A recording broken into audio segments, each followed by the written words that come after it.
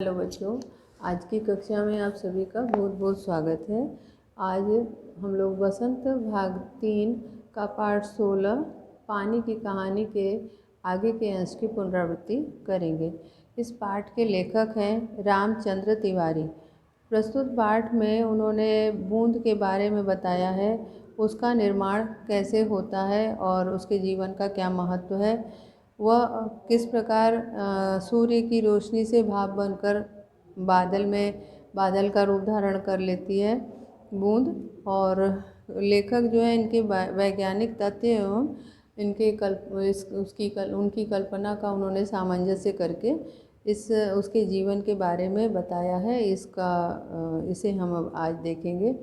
वह बताती है कि जो इसका जीवन है वो बड़ा ही लंबे समय का जीवन है, बहुत लंबे मतलब बहुत दीर्घजीवी है। दीर्घजीवी का अर्थ है लंबे समय तक जीवित रहने वाला, लंबे समय तक जीवित रहने वाला।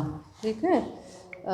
ये कह रही है कि लेखक से कहती है कि मेरे जीवन का 100-200 साल तो मानो दाल में पड़े हुए नमक के समान है। दाल में जैसे नमक थोड़ा ही डाला जाता है, ठीक उसी प्रकार से मेरे भी जीवन का जो 100-200 साल है, मेरे जीवन में जो 100-200 साल है वो दाल में पड़े हुए नमक के समान है। लेखक को बड़ा ही आश्चर्य हुआ और साथ ही गर्व का अनुभव हुआ कि वह जो है इतनी दीर्घजीवी उससे वो कहाँ उसका सामना हुआ है, और ये सोच करके वह अपने आप को धन्य मानता है। मैंने ऐसे दीर्घजीवी से वार्तालाप करते जान अपने को धन्य माना और ओस की बूंद के प्रति मेरी श्रद्धा बढ़ गई। लेखक कहता है कि ओस की बूंद के प्रति उनकी श्रद्धा मन ही मन और ज़्यादा हो गई। हम शांति से बैठे एक दिन हवा से खेलने की कहानियाँ सुन रहे थे कि अचानक ऐसा अनुभव हुआ मानो हम सरक रहे हैं। सबके मुख पर हवाइयाँ उड़ने लगी। अब क्या होगा?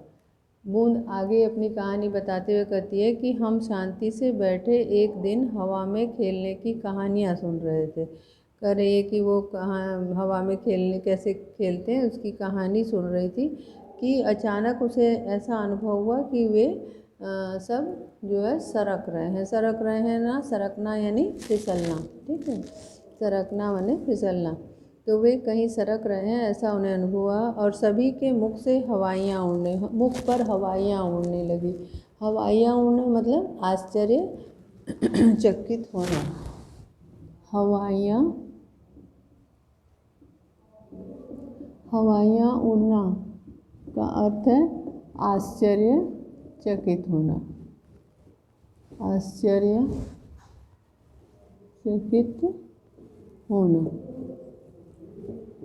ठीक है, हवाइयाँ उड़ना का अर्थ है आश्चर्यचकित होना।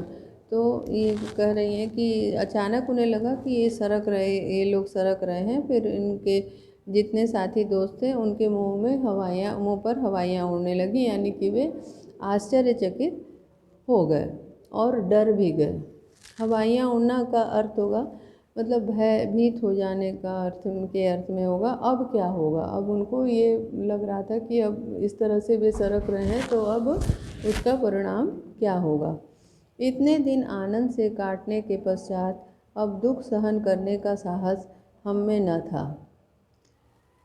बहुत पता लगाने पर हमें ज्ञात हुआ कि हमारे भार से ही हमारे नीचे वाले भाई दबकर पानी हो गए हैं।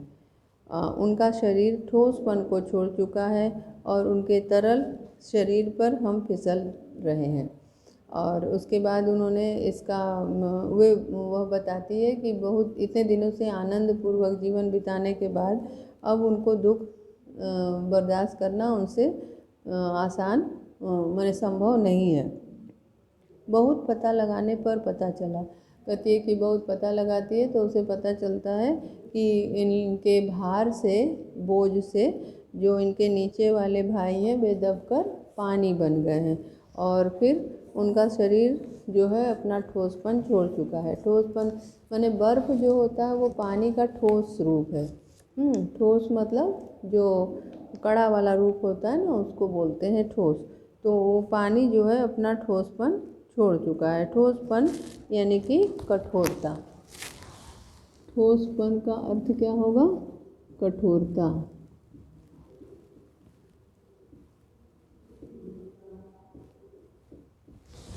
ठोसपन का अर्थ क्या होगा? कठोरता। तो कह रही है कि हमारे भार से, हमारे भाई बंधु के भार से जो हमारे नीचे भाई बंधु हैं वे जो है अपना ठोसपन छोड़ चुके हैं, यानी वो बर्फ से पिघलकर पानी हो गए हैं। उनका शरीर ठोसपन छोड़ चुका है और उनके तरल शरीर पर हम फिसल रहे हैं। उनका जो तरल शरीर, तरल का मतलब होता है द्रव, ठीक है। तरल का मतलब होता है द्रव रूप में। तरल का अर्थ है द्रव रूप में। तो द्रव रूप जो उनका है उसी में ये फिसल रहे हैं, ऐसा इन्हें पता चला। मैं कई मास समुद्र में इधर उधर घूमती रही। फिर एक दिन गर्म धारा से भेंट हो गई। धारा के जलते अस्तित्व को ठंडक पहुंचाने के लिए हमने उसकी गर्मी सोखनी प्रारंभ कर दी और इसके फलस्वरूप मैं पिघल पड़ी और पानी बनकर समुद्र में मिल गई। कह रही है कि मैं कई मास तक समुद्र में इधर उधर घूमती रही। समुद्र में कई महीने तक वो इधर उधर घूमती रही और उसके बाद एक दिन गर्म धारा से, पानी की जो गर्म धारा थी है, कहीं कहीं पानी की गर्म धारा होती है ना, तो पानी की जो गर्म धारा थी यानी गरम गरम पानी आता है, ऐसी गर्म धारा से उसकी भेंट हो गई। धारा के जलते अस्तित्व को ठंडक पहुंचाने के लिए हमने उसकी गर्मी सोखनी कर दी। तो ये जो गर्म धारा थी उसकी गर्मी को सोखने के लिए, उसको ठंडक पहुंचाने के लिए वो जो है उसकी गर्मी को सोखना शुरू कर दी और इसके फलस्वरूप मैं पिघल पड़ी और पानी बनकर समुद्र में मिल गई। और उसके बाद जो है वो ठोस से फिर से पिघल के द्रव बन गई और फिर पानी के समुद्र के जल में जाकर मिल गई। समुद्र का भाग बनकर मैंने जो दृश्य देखा वह वर्णनातीत है। समुद्र का भाग बन के जो मैंने उसका दृश्य देखा वह वर्णनातीत है, वर्णन से परे है। वर्णनातीत, इसमें दो शब्द मिले हुए हैं, वर्णन और अतीत। वर्णन, वर्णनातीत, वर्णनातीत, इसमें दो शब्द मिले हुए हैं। इसमें वर्णन से परे, इसका अर्थ होगा वर्णन से परे, यानी कि इसका हम वर्णन नहीं कर सकते हैं, है ना। तो यहाँ कह रहे हैं कि जो दृश्य हमने देखा वो वर्णनातीत है। मैं अभी तक समझती थी कि समुद्र में केवल मेरे भाई बंधुओं का ही राज्य है, परंतु अब ज्ञात हुआ कि समुद्र में चहल पहल वास्तव में दूसरे ही जीवों की है और उसमें नीरा नमक भरा हुआ है। पहल समुद्र का खारापन मुझे बिल्कुल नहीं भाया, जी मचलाने लगा, पर धीरे धीरे सब सहन हो चला। कह रही है कि समुद्र का एक भाग बनकर जब वो समुद्र में जा मिली तो वहाँ पे जो उसने देखा वह जो है वर्णन से परे है, उसका वर्णन नहीं किया जा सकता। मैं अभी तक समझती थी कि समुद्र में केवल मेरे भाई बंधुओं का राज्य है। मतलब उसे ऐसा लगता था कि वह पानी है और उसी के भाई बंधु जो है समुद्र में है, मतलब पानी ही पानी है समुद्र में। तो उसे भी ऐसा लगता था कि उसमें केवल हमारे भाई बंधुओं का ही राज्य है। परंतु अब ज्ञात हुआ, परंतु अब उसे पता चला कि समुद्र में जो चहल पहल है वो वास्तव में दूसरे जीवों की है। मैंने समुद्र में दूसरे जीव हैं और इसी कारण उसमें हलचल है। और ये भी पता चला कि उसमें जो पानी है वह नीरा नमक भरा हुआ है। नीरा नमक, नीरा माने केवल, नीरा या का अर्थ है केवल। नीरा नमक भरा हुआ है यानी केवल नमक है, ठीक है। यहाँ नीरा नमक भरा हुआ है का अर्थ केवल नमक है। अब ये बता रहे हैं कि जी मचलाने लगा।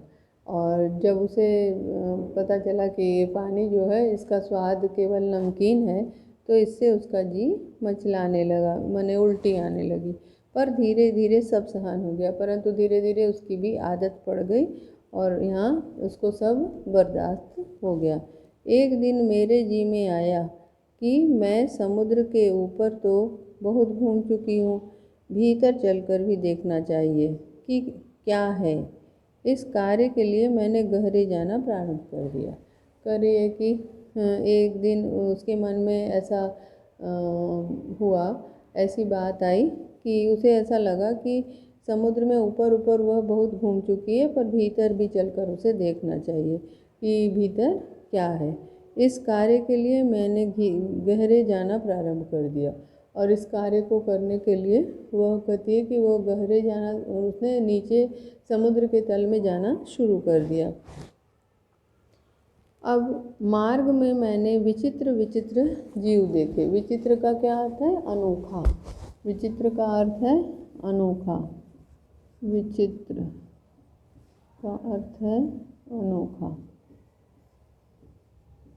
मार्ग में उसने देखा, मार्ग में उसने अनोखे अनोखे जीव देखे, मतलब एकदम अजीब, जो कि उसने जिसका कि उसे कभी अनुभव नहीं था, ऐसे ऐसे उसने जीव देखे। मैंने अत्यंत धीरे धीरे रेंगने वाले घोंगे, जालीदार मछलियाँ, कई कई मन भारी कछुए और हाथों वाली मछलियाँ देखी। वो क्या क्या उसने देखा? उसने देखा अत्यंत धीरे धीरे रेंगने वाले घोंगे। घोंगा एक समुद्री जीव है, उसके लिए कहते हैं घोंगा। ठीक है। तो उसने कई देखा कि कुछ जो है घोंगे हैं जो, और कुछ जालीदार मछलियां हैं, और कई मन भारी कछुए हैं जो बहुत जिसका वो मतलब कि बहुत ज़्यादा भारी, कई मन। मन एक तरह का नाप तौल है। ठीक है, नाप तौल का, जैसे आप किलो देखते हैं, है ना, केजी, है ना, किलो, उसी तरह क्विंटल, उसी तरह से मन भी एक नाप है। तो कई मन भारी कछुए और हाथों वाली मछलियाँ, और उसने देखा कि हाथों वाली मछलियाँ हैं। और एक मछली ऐसी देखी जो मनुष्य के से कई गुना लंबी थी। वो बताती है कि वहाँ पे उसने एक ऐसी मछली देखी जो कि मनुष्य से भी काफ़ी लंबी थी। उसके 8 हाथ थे और वह इन हाथों से अपने शिकार को जकड़ लेती थी।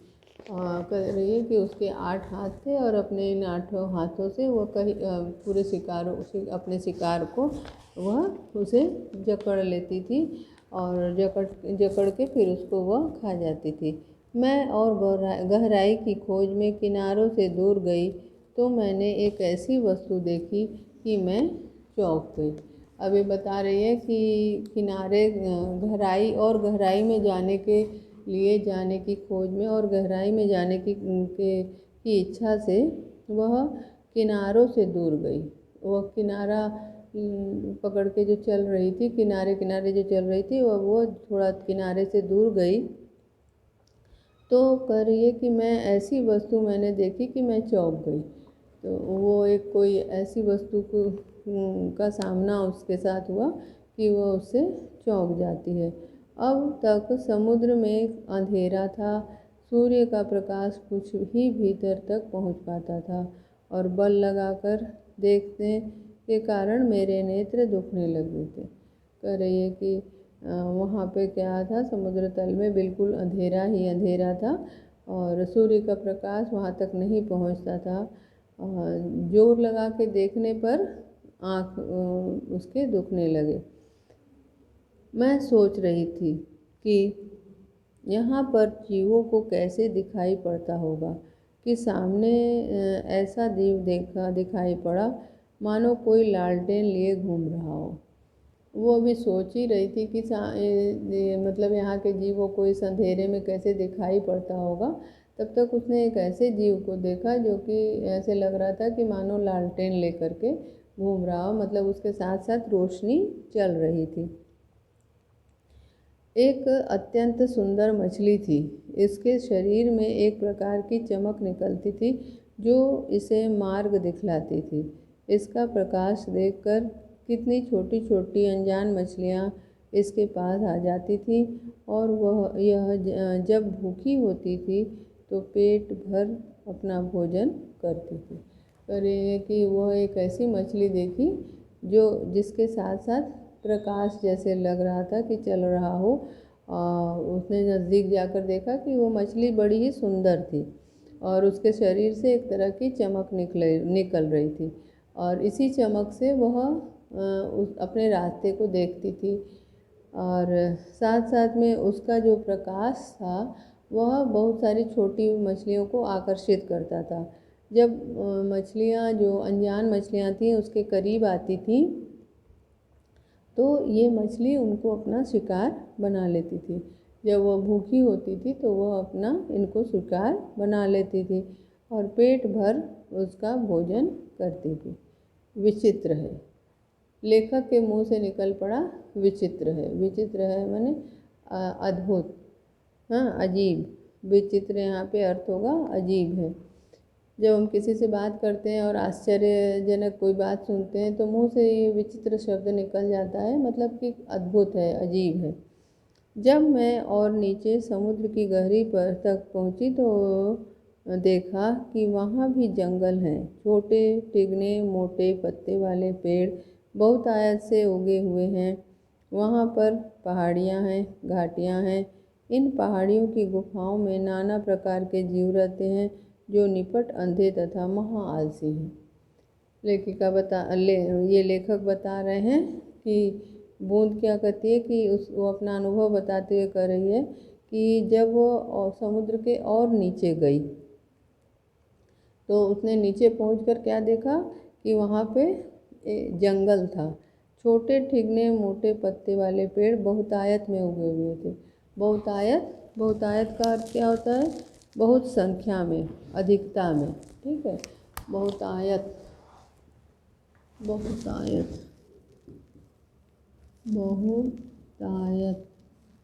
मतलब बहुत संख्या में,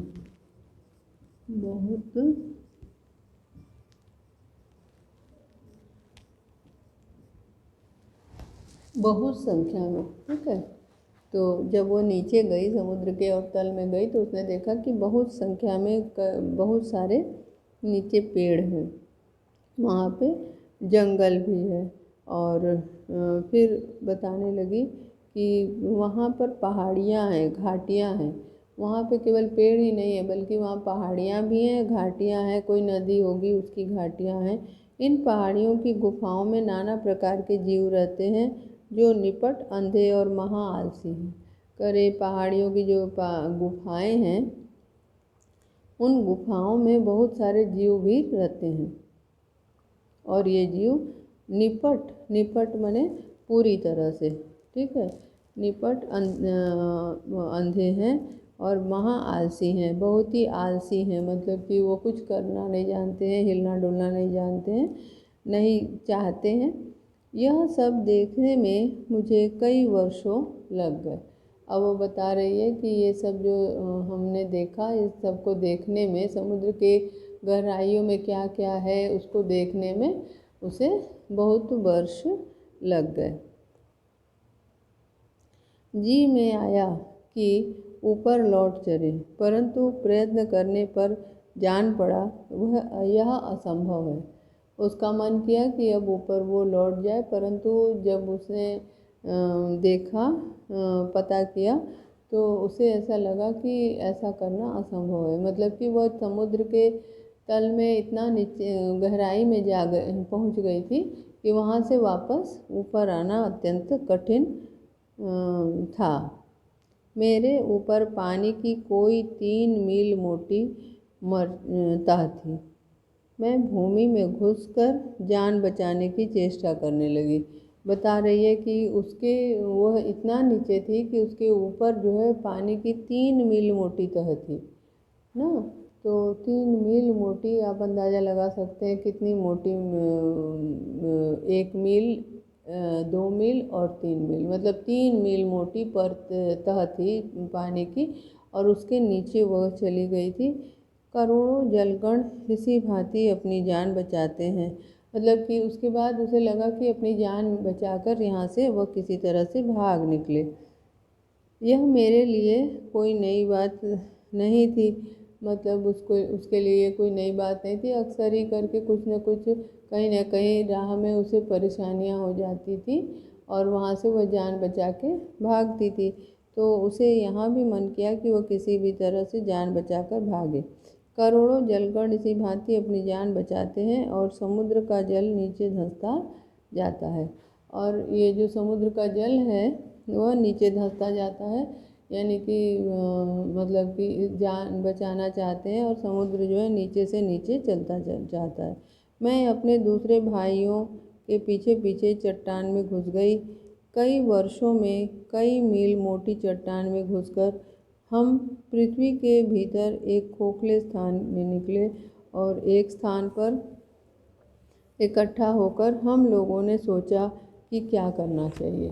अब वो कहती है कि वह जो है अपने भाई बंधुओं के साथ पीछे पीछे उसके चट्टान में घुस गई, एक चट्टान में जाकर घुस गई और कई वर्षों में कई मील मोटी चट्टान में घुसकर हम पृथ्वी के भीतर एक खोखले स्थान पे आ गए। अब ये बता रही है कि वह जो है कई मील चल के जो है एक खोखले स्थान पर, खोखला से बोलते हैं एक छेद की तरह होता है जहाँ बीच में कुछ नहीं होता, ऐसे स्थान को खोखला बोलते हैं। जैसे आप देखेंगे पेड़ के बीच में मोटी डाली, जब पुराना पेड़ हो जाता है तो मोटी डाल के बीच में एक छोटा सा खोखला बन जाता है, एक खाली जगह। तो उसी तरह का था। तो ये भी बहुत लंबी यात्रा तय करके एक खोखले जगह पर पहुंचती है और एक स्थान पर सभी इसके जो साथी दोस्त थे, भाई बंधु, वे सब इकट्ठा होते हैं और इकट्ठा होकर के वे सोचने लगते हैं कि उन्हें अब क्या करना चाहिए। कुछ की सम्मति, सम्मति का क्या अर्थ है? सम्मति माने विचार। सम्मति का क्या अर्थ है? सम्मति का अर्थ है विचार। तो सम्मति में वहीं पड़ा रहना ठीक है। उसके जो कुछ भाई बंधु थे वे आलसी स्वभाव के थे और उनका विचार था कि यहीं पे पड़ा रहना ठीक है, अब आगे जाने की ज़रूरत नहीं है। परंतु हमने कुछ उत्साही युवा भी देखे, लेकिन हम लोगों में ही कुछ उत्साही युवा थे जो कि जिनकी इच्छा थी कि वे एक स्वर में बोले, हम खोज करेंगे, पृथ्वी के हृदय में घूम घूम कर देखेंगे कि भीतर क्या छिपा है। उन्हीं भाई बंधुओं में कुछ उत्साही युवा थे जो कि क्या थे, जो कि बड़े ही मतलब जिज्ञासु थे, है ना। उनके मन में ये जानने की इच्छा हो रही थी कि हम कुछ खोजेंगे और खोज कर देखेंगे कि पृथ्वी के हृदय में क्या छिपा हुआ है, इसके धरती के नीचे क्या छिपा हुआ है, इसे हम खोजेंगे। अब हम शोर मचाते हुए आगे बढ़े तो एक ऐसे स्थान पर पहुँचे जहाँ ठोस पानी का नाम भी न था। अब ये कह रही है कि इस प्रकार जब पानी एक साथ, पानी की धारा जब बहती है तो आप देखे होंगे कि उसमें एक कलकल की आवाज़ आती है। तो यहाँ भी बोले कि हम शोर मचाते हुए आगे बढ़े, मतलब पानी जो है अपने भाई बंधुओं के साथ शोर मचाते हुए, कलकल की ध्वनि करते हुए जब आगे पहुँचते हैं तो वे एक ऐसे स्थान पे पहुँचते हैं जहाँ पे पानी का जो ठोस रूप है, ठोस रूप यानी बर्फ का कोई नामो निशान न था। बड़ी बड़ी चट्टानें लाल पीली पड़ी थी और नाना प्रकार की धातुएं इधर उधर बहने को उतावली हो रही थी। वहाँ पे बहुत सी चट्टानें थी, लाल पीली चट्टानें थी जो कि पड़ी हुई थी और बहुत सी धातुएं थी जो इधर उधर बहने के लिए उतावली हो रही थी। उतावली माने बेचैन होना, ठीक है। उतावली होना यानी कि बेचैन होना, कि माने इधर उधर बहने के लिए मानो वे व्याकुल हो रही थी, बेचैन हो रही थी। उसी स्थान के आसपास एक दुर्घटना होते होते बची। वे जब इस स्थान पे पहुंची तो वहाँ पे लगा कि कोई दुर्घटना होने ही वाली है, परंतु दुर्घटना होते होते ये बच गई। हम लोग अपनी इस खोज से इतने प्रसन्न थे कि अंधाधुंध बिना मार्ग देखे बढ़े चले जाते थे। अंधाधुंध माने बिना सोचे समझे आगे बढ़ने को कहते हैं। बिना सोचे समझे कोई कार्य करने को अंधाधुंध कहते हैं। तो ये करे कि हम लोग इतने खुश थे इस जगह का खोज करके कि हम लोग अंधाधुंध बिना मार्ग देखे ही आगे चलते चले जा रहे थे। इससे अचानक एक ऐसी जगह जा पहुँचे जहाँ तापक्रम बहुत ऊंचा था। कह रही है कि जहाँ पे तापक्रम माने तापमान, ठीक है, तापमान जो जहाँ पे बहुत ऊंचा था, ऐसी जगह पे वे जा पहुँचती हैं। हमारे अगुआ कांपे और देखते देखते हमारा शरीर ओसजन और हद्रजन में विभाजित हो गया। और इनके जो अगुआ थे, अगुआ यानी कि नेतृत्व करने वाला, इनका जो नेतृत्व करने वाला था वह जो है डर से कांप उठा। और फिर देखते ही देखते इनका जो शरीर है वो दो हिस्से में बट गया, एक ओसजन और एक हद्रजन, ठीक है। देखते ही देखते शरीर ओसजन और हद्रजन में विभाजित हो गया। इस दुर्घटना से मेरे कान खड़े हो गए। मैं अपने और बुद्धिमान साथियों के साथ एक ओर निकल भागी। अब ये बता रही है कि ये एकदम डर गई, कान खड़े हो गए, माने चौकन्ना हो जाना। कान खड़े हो जाना का अर्थ क्या है? चौकन्ना हो जाना। तो ये जो है जब इस तरह का उसे अनुभव हुआ कि ये दो भाग में बट गई है, तो ये जो है उस वहाँ से अपने जो बुद्धिमान साथी थे उन्हीं के साथ एक किनारे चली गई, एक किनारे भाग गई। हम लोग अब एक ऐसे स्थान पर पहुँचे जहाँ पृथ्वी का गर्भ रह रहकर हिल रहा था। और यहाँ से भागकर जो ये लोग जिस स्थान पर पहुँचे वह स्थान ऐसा था जहाँ पे पृथ्वी का गर्भ यानी कि नीचे का हिस्सा, पृथ्वी का जो निचला हिस्सा था वो रह रह के उस काँप रहा था, यानी उसमें एक तरह की कंपन हो रही थी। और फिर क्या हुआ कि एक बड़े जोर का धड़ाका हुआ और फिर अचानक उसने देखा कि एक बहुत ज़ोर से आवाज़ हुई, धड़ाका हुआ माने धमाका, एक बहुत ज़ोर से धमाका हुआ। हम बड़ी तेज़ी से बाहर फेंक दिए गए और इस धमाके के कारण ऐसा लगा कि हमें कोई निकाल के बाहर फेंक दिया है। हम ऊंचे आकाश में उड़ चले और इस प्रकार वह जो है अब ऊंचे आकाश में ऊंचाई की ओर उड़ चली। इस दुर्घटना से हम चौंक पड़े। पीछे देखने से पता चला कि पृथ्वी फट गई है और उसमें धुआं, रेत, पिघली हुई धातुएं तथा लपटें निकल रही हैं। यह दृश्य बड़ा ही शानदार था और इसे देखने की हमें बार बार इच्छा हो रही थी। बता रही है कि जब धमाका हुआ और ये फेंक दी गई और फिर आकाश की ओर उड़ चली, तो उस समय जो है इस दुर्घटना से वह जो है अचानक हुई दुर्घटना से चौंक पड़ी थी। और फिर थोड़ी देर बाद इसे पता चला कि धरती जो है फट गई है और उसके अंदर से धुआं, रेत, पिघली धातुएं और लपटें निकल रही। मतलब जो जहाँ पे कंपन हो रहा था, धरती जहाँ हिल रही थी वहाँ से वहाँ की धरती फट गई है और उसके अंदर से धुआं, रेत, पिघली धातुएं आदि और आग की लपटें आदि निकल रही हैं। यह दृश्य बड़ा ही शानदार था और इसे देखने का हमें बार बार देखने की इच्छा हो रही थी। पर ये कि ये दृश्य जो है बड़ा ही शानदार था, मतलब लुभाने वाला था, आकर्षक था और इस दृश्य को देखने की उसे बार बार इच्छा हो रही थी। ठीक है। अब आगे कहती है कि मैं समझ गया तुम ज्वालामुखी की बात कह रही हो।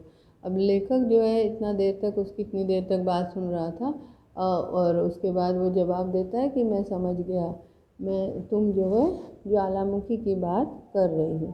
हाँ, तुम लोग उसे ज्वालामुखी कहते हो और जब हम ऊपर पहुँचे तो हमें एक और भाप का बड़ा दल मिला। हम गरज कर आपस में मिले और आगे बढ़े। पानी की बूंद ने बताया कि हाँ तुम लोग उसे पानी की मतलब तुम लोग उसे ज्वालामुखी कहते हो, लेकिन जब हम लोग और ऊपर पहुँचे तो वहाँ पे एक भाप का दल यानी कि समूह मिला और हम गरज कर आपस में मिले। सब एक वहाँ भी गर्जना हुई और हम सब आपस में मिले और आगे की ओर बढ़ चले। पुरानी सहेली आंधी के भी हमें यहाँ दर्शन हुए। जो इनकी पुरानी सहेली थी आंधी, उसके भी इन्हें यहाँ पे दर्शन हुए। आज बस इतना ही, शेष अगली कक्षा में पढ़ेंगे। धन्यवाद।